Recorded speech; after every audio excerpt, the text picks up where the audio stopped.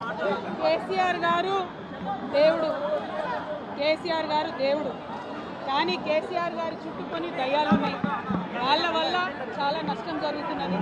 పార్టీలో ఉండేటటువంటి నాకు, నేను కేసీఆర్ గారి కూతుర్ని, అంతరంగికంగా నేను రాసినటువంటి లేఖనే బయటికి వచ్చిందంటే మరి ఇతర సామాన్యుల సంగతి, ఇతరుల పరిస్థితి ఏంటి పార్టీలో అనేది ఇవాళ చర్చ జరగాల్సినటువంటి అవసరం ఉన్నది. దానికోసమే ఇవాళ నేను మీతో మాట్లాడుతూ ఉన్నాను. రెగ్యులర్గా నేను ఇచ్చిన ఫీడ్బ్యాక్ అందులో స్పెషల్ ఏం లేదు. ఏ మీటింగ్ అయినా ఏదైనా కూడా నేను సార్కి ఇస్తానే ఉంటాను.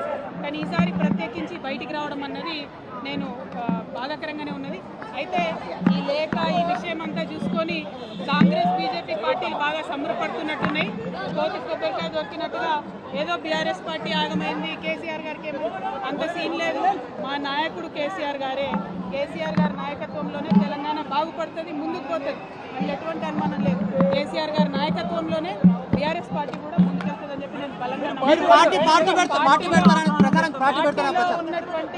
పార్టీలో ఉన్నటువంటి చిన్న చిన్న లోపాలను డిస్కస్ చేసుకొని, సవరించుకొని, కోవట్లను పక్కకు జరుపుకుంటూ ముందుకు పోతే పార్టీ 10 కాలాల పాటు చల్లగుంటుంది అనేటువంటి నా భావన.